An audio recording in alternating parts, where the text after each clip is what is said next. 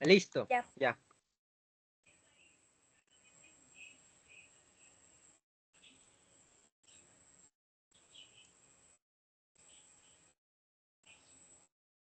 Listo, ya. Se está grabando. Buenas, cordial saludo, compañeros. Cordial saludo. Cordial saludo. Hoy vamos a presentar el tema de las teorías del aprendizaje, conductismo y cognitivismo en el aprendizaje del inglés, un análisis comparativo.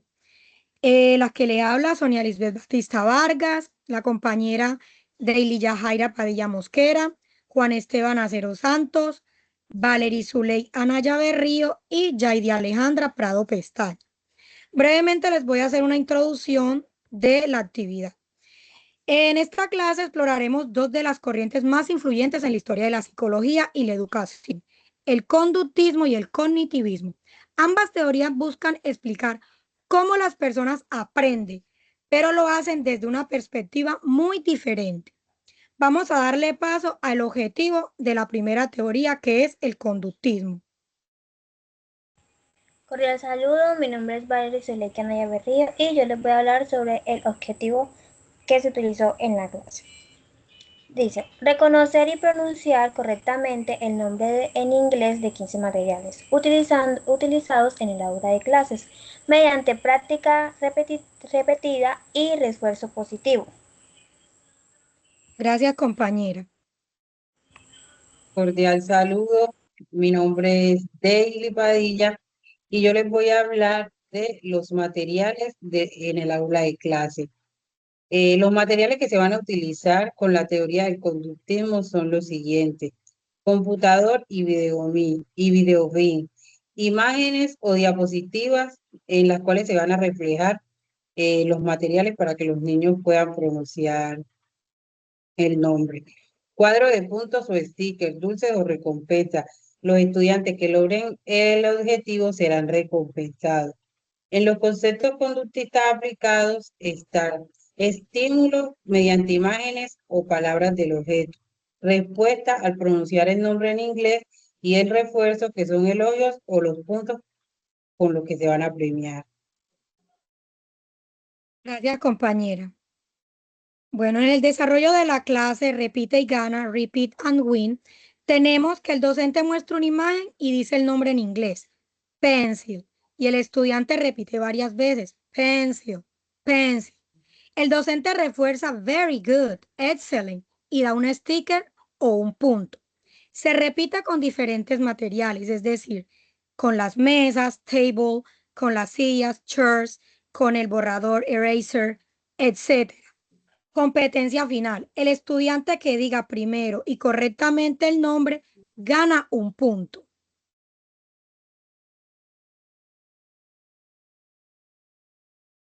En la evaluación tenemos la pronunciación correcta, la participación de los estudiantes, la respuesta ante los estímulos y la motivación observada. Damos paso como siguiente a la segunda teoría, que es el cognitivismo, y vamos a hablar sobre el objetivo. Ok, cordial saludo. Yo soy Juan Esteban y voy a contarles sobre la teoría de cognitivismo. Antes de empezar hay que tener en cuenta de que el cognitivismo es una teoría de aprendizaje que se centra en cómo los seres humanos procesan la información. Y a partir de eso nosotros creamos un objetivo, ¿cierto? Abarcamos esto de que reconocer, asociar y pronunciar objetos comunes en el salón de clase. Es decir, de cómo el estudiante, a través de los procesos mentales, para pensar, recordar y comprender de lo que se está aprendiendo.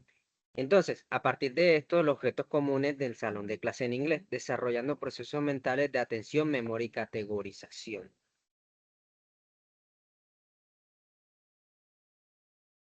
El tema general, los materiales, por la compañera.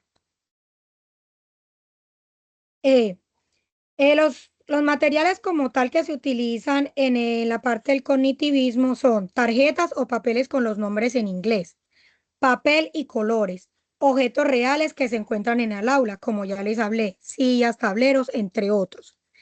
El concepto de cognitivismos aplicados, procesos mentales, conocimientos previos que ellos ya hayan adquirido, aprendizaje significativo, organización cognitiva, atención y memoria, metacognición y transferencia del aprendizaje.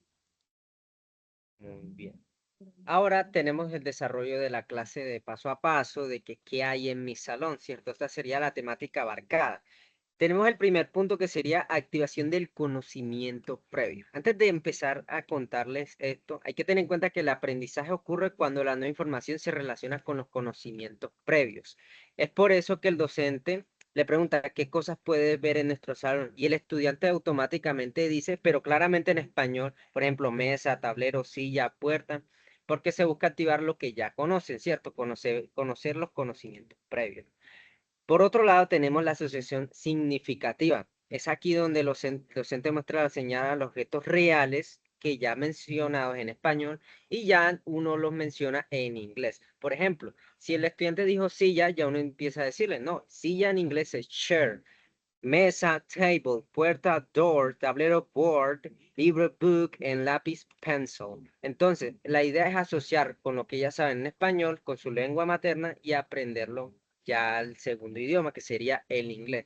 Es por eso que es muy significativo este tipo de aprendizaje hacia ellos, porque la idea es utilizarlo en un contexto real también, no solamente en el salón de clases, sino por fuera del salón, por ejemplo, en la casa. Porque, por ejemplo, que se aprenda la palabra pollo, que sería chicken, automáticamente si el niño aprende la palabra, ya lo asocia de que sabe que esa palabra es en inglés, él la puede utilizar, por ejemplo, yo quiero comer chicken, y hay muchos niños que aprenden de esa forma, asociando con el contexto real. Por otra parte, en esta parte tenemos los niños repiten el coro y luego individualmente relacionando el objeto con su palabra, ¿cierto? Porque recordemos que los niños son muy visuales. Por ejemplo, esto es una table. ¿Y qué es una table? Una mesa. Y entonces así vemos de esa forma. Y pide a los niños buscar en el salón los objetos, señalarlos y mencionar su pronunciación. Como mencioné, los niños son muy visuales para el aprendizaje.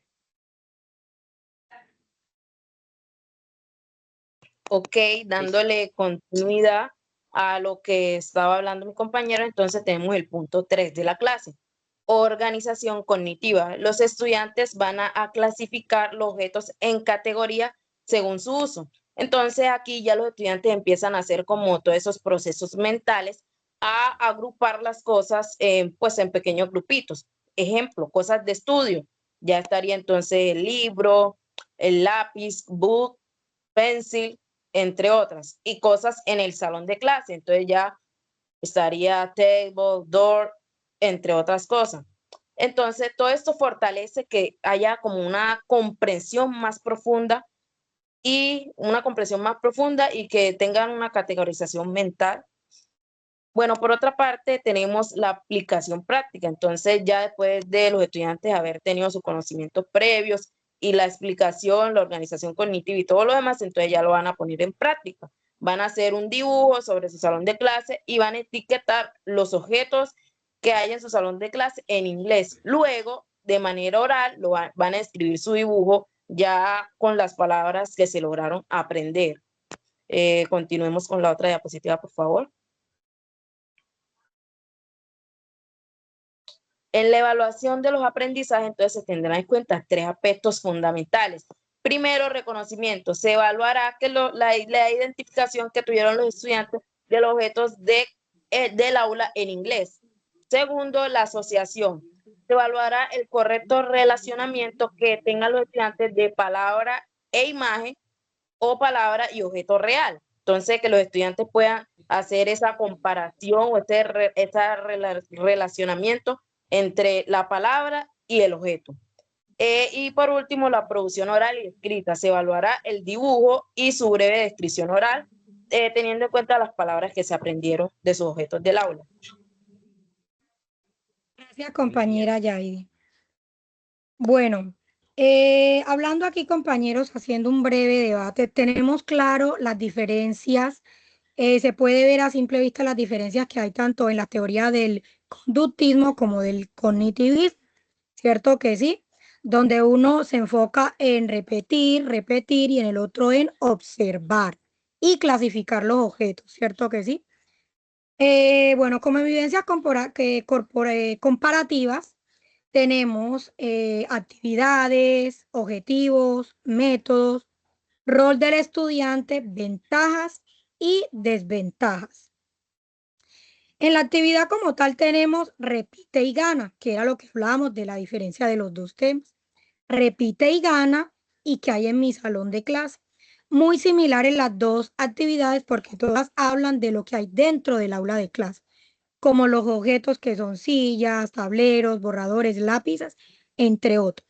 Pero en el conductismo es repetir lo que hay con el idioma que se está aprendiendo, que es el inglés, y en el cognitivismo vendría siendo mirar, observar, porque como dice lo del compañero Acero, me permite y me puede recordar que los niños son muy, que Visual. aprenden fácilmente por lo visual. ¿Es correcto? Ujú. Entonces, como primero le vamos a dar paso a los objetivos, tanto del conductismo como del cognitivismo. Bueno, los objetivos en el conductismo son los siguientes.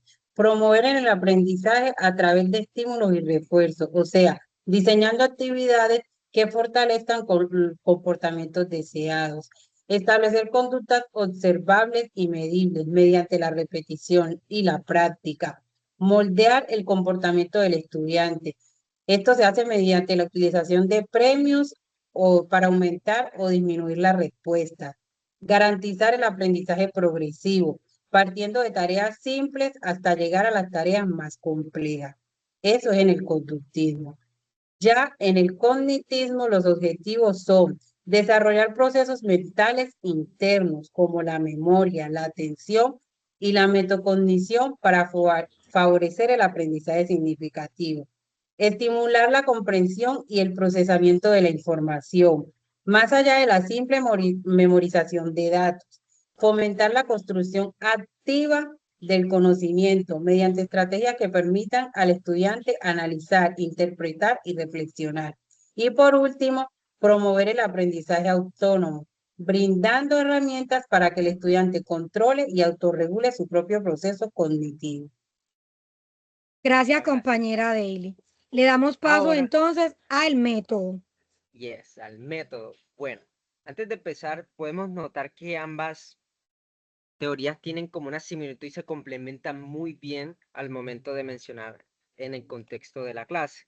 Bueno, aquí tenemos el método del conductismo, que tenemos repetición, imitación, refuerzo positivo, perdón. Entonces, en ese caso, podemos notar de que un ejemplo, por ejemplo, el profesor felicita o da puntos, como mencionamos, cada vez que respondan correctamente. Entonces, esa es la parte del conductismo, que repita y el refuerzo positivo, claramente para el estudiante se sienta motivado al querer aprender y para formar hábitos y conductas deseadas. Por otro lado, tenemos la parte del cognitivismo, que sería asociación, comprensión y categorización de información. Es aquí donde el estudiante crea mapas conceptuales, porque solamente no es solo adquirir la información, sino que él empieza a construir por sí mismo y utilizar la información. Y entonces o también relaciona ideas para recordar mejor los temas, ¿cierto? Como mencionamos que los niños son muy visuales. Entonces también se centra en la asociación y la organización mental de la información para favorecer la comprensión. Entonces esa sería como que tiene similitud en parte porque se complementan muy bien y sí, son ventajosas. Ok, gracias. Nos queda claro entonces ese punto, que el método es repetición, imitación, refuerzo positivo, y en el cognitivismo vendría siendo asociación, comprensión y categorización de información. Le damos paso al rol del estudiante en las dos teorías. Bueno, el rol del estudiante en la teoría del conductismo es imitar y responder a estímulos. Entonces, el estudiante en esta teoría aprende a través de la repetición de acciones, la imitación de modelos, como por ejemplo el docente, y el refuerzo positivo, que consiste en que cuando realizan una tarea bien, reciben premios o elogios. Y de la parte del cognitivismo, el rol del estudiante es analizar, clasificar y construir conocimiento. El estudiante aprende por medio de la asociación, como decía mi compañero Juan ahora, relacionando la nueva información con lo que él ya antes sabía. Entonces, también la comprensión, entonces entiende el significado de lo que aprende, ya tiene como unos procesos mentales más a fondo. Y también la categorización, que es organizar los conceptos en grupos o esquemas mentales.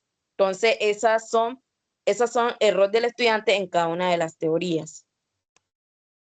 Muy Gracias, bien. compañera. Bueno, ahora yo les voy a mencionar las ventajas del conductismo. Bueno, como tal se enfoca en el entorno, influye en la conducta.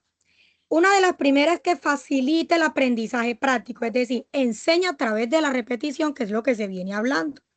Otra, que permite medir los resultados fácilmente. Como se basa en la conducta visible, es más fácil evaluar si alguien aprendió o no. También es útil en la educación y la terapia, o sea, ayuda a modificar hábitos influye en la disciplina, a mejorar la disciplina del alumno y ofrece métodos claros, lo que hemos hablado, que da refuerzo, es decir, premia a los niños que los motiva cuando tienen un logro. Vamos a hablar ahora de las ventajas del cognitivismo. Una de ellas es que promueve la comprensión, no solo la memorización, es decir, que busca que la persona entienda el porqué de las cosas. La segunda, desarrolla las habilidades mentales, como la atención, la memoria y la resolución de problemas y la creatividad. La tercera y muy importante, ayuda a aprender de forma más significativa. Es decir, relaciona los nuevos conocimientos con los que él ha aprendido anteriormente. Como decía el compañero Acero, si ya conoce la mesa, va a aprender que mesa en inglés se dice table. Y por último, que fomenta la autonomía, es muy importante, es decir, enseña a pensar por uno mismo y reflexionar sobre cómo se aprende. Le damos paso al siguiente tema. Bueno, yo les voy a hablar sobre las desventajas de ambas teorías, conductismo y cognitivismo. En el enfoque principal del conductivismo es el comportamiento que se observable y de la repetición, como lo acaban de decir, mencionar todos mis compañeros. Se enfoca principalmente en repetir la información que ya tenemos, que ya sabemos, simplemente repetir. Mientras que el cognitivismo es el proceso de mentales internos, cómo piensa, cómo entiende y cómo ordena la información, cómo se va clasificando. Eso lo podemos hacer mediante diversos elementos, como mi compañera se lo acabó de mencionar, a través de el mapa mental. El mapa mental es una organización de ideas en el cual ponemos diversas ideas y vamos organizando mediante el enfoque que nosotros le queremos brindar. En la escritura, resaltando, es otro método en el cual el estudiante va aprendiendo. ¿Cómo se aprende? A través de la repetición es el conductivismo. Repite la información. El cognitivismo es a través del procesamiento organizado y de la comprensión de la información. Cómo clasificamos, cómo ordenamos y cómo nosotros vamos desarrollando esa información. El rol del estudiante en el conductivismo es algo pasivo. ¿Por qué? Porque es repetir la información que ya tenemos. No se enfoca en buscar o en desarrollar más su conocimiento, mientras que en el cognitivismo es activo, ya que interpreta, analiza, organiza la información. O sea, vas desarrollando su conocimiento. En el rol de nosotros como los futuros docentes, se trata de transmitir el conocimiento, en el conductivismo, de transmitir el conocimiento a través del aprendizaje. Por ejemplo, lo que veníamos viendo en tiempos anteriores, simplemente, por ejemplo, el libro, copiar, escribir, mientras que en el conductivismo busca diversos métodos en el cual el estudiante pueda aprender y pueda entender la información. Listo. Ok, compañeros, creo que nos ha quedado claro las dos teorías, ha sido muy significativo la clase. Tanto la exposición de cada uno de aquí los compañeros presentes. Si alguien de pronto tiene algo más que aportar al tema, sería bueno hacerlo para que no hayan dudas y que toda la clase sea satisfactoria. Bueno, entonces yo quiero decir que con esto podemos concluir que en el conductismo el aprendizaje se centra en lo que el estudiante hace y en el cognitivismo en lo que el estudiante piensa. Muy Ok. bien, es correcto. Bueno, Y compañero también otra Acero, cosa, ¿tiene algo más que aportar? sí, que me encantó la actividad porque estábamos mencionando dos teorías, incluso también podemos notar de cómo estas teorías funcionan en nuestro aprendizaje y también nosotros como futuros docentes en la carrera del inglés. Entonces, tomar en cuenta eso, de que estas teorías son una facilidad para nosotros poder enseñar de forma correcta y satisfactoria. Claro, compañero. Y si nos ponemos a pensar no solo en la parte de la educación, podemos observar las teorías, sino fuera de la educación, es decir, del ámbito educativo también lo podemos ver. En nuestros hogares, en la sociedad donde vivimos cada día, vemos reflejadas las teorías. Todas las teorías en estos momentos que estamos hablando del cognitivismo y del conductismo, todo eso lo vemos. Porque ya siendo personas adultas muchas veces no sabemos cómo expresar un objeto o alguna otra cosa en un idioma diferente al que nosotros tenemos, que es el español. Y cuando lo hacemos, encontramos una persona que nos enseña, esto enriquece el vocabulario, enriquece nuestros conocimientos. Para cada día nosotros también poderles enseñar a otras personas o a nuestros hijos, porque muchas veces se dice que el aprendizaje viene desde el hogar, que es como la segunda escuela. Muchas veces hay niños que llegan a la escuela y ya saben cómo se dice de pronto que el color rojo se dice red, que el amarillo es yellow y así sucesivamente otro tipo de objetos, porque desde el hogar viene fomentando estas teorías y es muy importante ya que en la escuela les dan a reforzar eso que ya han aprendido. Por eso hay niños que cuando quieren llegar de pronto al quinto de primaria, sexto de primaria, ya son niños o cuando entran a la universidad, son personas que ya tienen conocimiento de un idioma diferente al que usualmente hablan, que ya sea español o sea también el idioma inglés. Muy bien.